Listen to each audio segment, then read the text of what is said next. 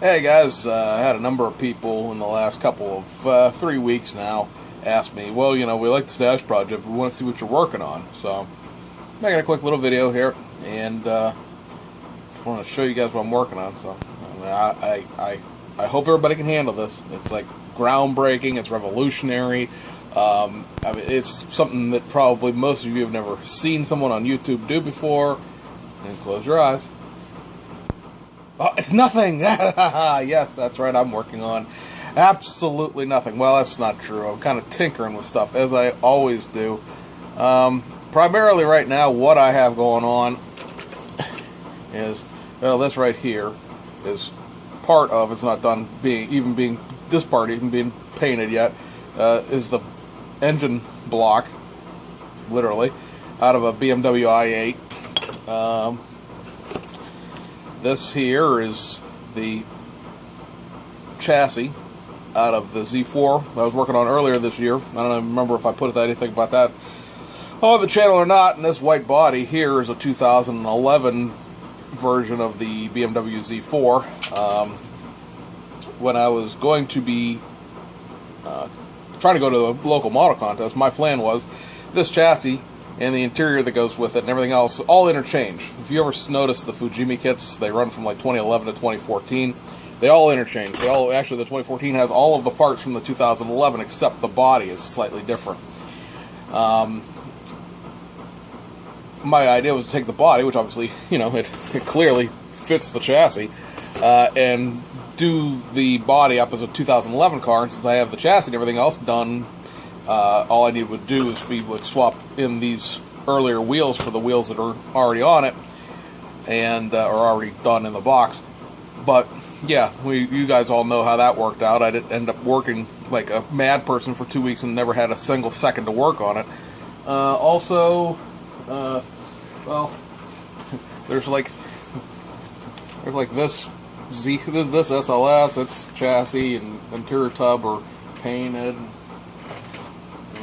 Back here is one of the B-Max Civics. It's not even been touched since the last time I showed a picture of the chassis being roughed in.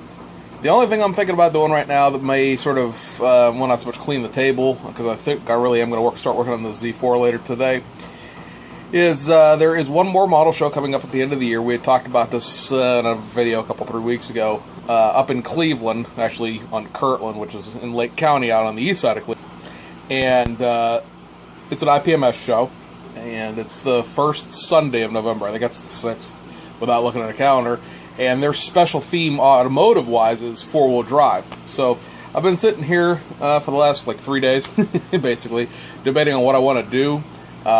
One obvious way to go would be the new Meng Hummer, but I kind of wanted to do an out-of-the-box review of it before I started working on it, and until the computer shows up Friday, which is tomorrow, I can't hook my good webcam and do a review, because obviously the old laptop still doesn't work, because it's obviously a phone video. There's the Meng F350.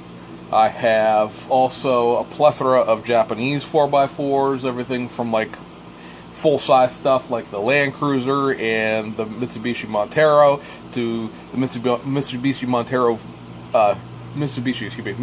Pajero Jr., which is a tiny little K car. And then I thought I could try to bend the IPMS rules, because this is always a fun thing to do, the IPMS, when they're not clear enough, and then build a Lamborghini, because several Lamborghinis are four-wheel drive. Technically speaking, if you go look up a Lamborghini Diablo, the all-wheel drive version is literally called Lamborghini Diablo 4WD. It's four-wheel drive. If you look at the new the Aventador is a Lamborghini Aventador LP600 or LP464 or something like that. I don't have an Aventador in front of me to know the numbers off the top of my head, but that 4 at the end is because it's an all-wheel drive, four-wheel drive car. There's nothing about that category that says must have button or range selector. So it doesn't say it can't be full-time four-wheel drive. I know most people think of four-wheel drive as being, big monster truck or something muddy or whatever. And I'm sure that is what 95 to 98% of the people who build things to enter in that category will end up doing. But I was, like I said, looking for something that was a little bit outside the edge. outside the scope of things. The H1 obviously is like the definition of a testosterone-filled four-wheel drive car, but it's so new that it's a good chance nobody would even have seen the kit built or even have the kit yet, because obviously, remember, we got ours from China.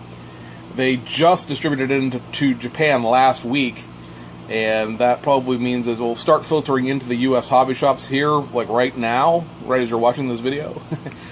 Squadron, you can order, I think you can actually order it from Squadron. You can't get the resin detail set, the stuff that has the roll bar and the lights and the roof rack and all that stuff, but you can get the kit itself. But here's the thing, I'm going to see if I can't pitch the graphic up here beside my head, but I'm not sure how clean it'll be to read. Maybe I'll make it the whole size of the screen, but the Squadron price for it is $76, and the manufacturer's suggested retail price for your Meng H1, and this is going to be what you're going to end up paying at any of those good hobby shops that, you know, constantly charge you the whole shebang for MSRP and can't give you a discount, is $96.60. So I don't know how many people in the United States are going to actually buy a Meng H1 Hummer just for the fact that they're going to see a $96 price tag and freak them out and run back into the muscle car section where they can get a cheap $25 kit and get what you pay for and that sort of thing. But I don't know, that's sort of what it is. I would babble on more incoherently. I've got to see if I can stitch two videos together because my alarm clock interrupted, because I have to go pick up somebody from a pre-K afternoon or morning pre-kindergarten class. So anyway, guys, that's what I'm working on.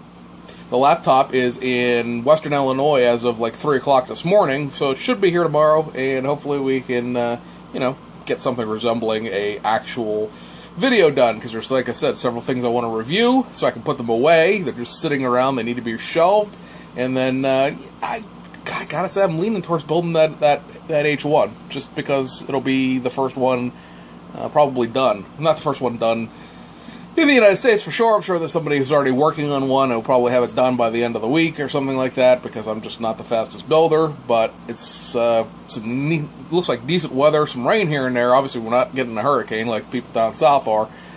But we have some really nice weather stretches here for the next couple of weeks, so painting isn't going to be an issue.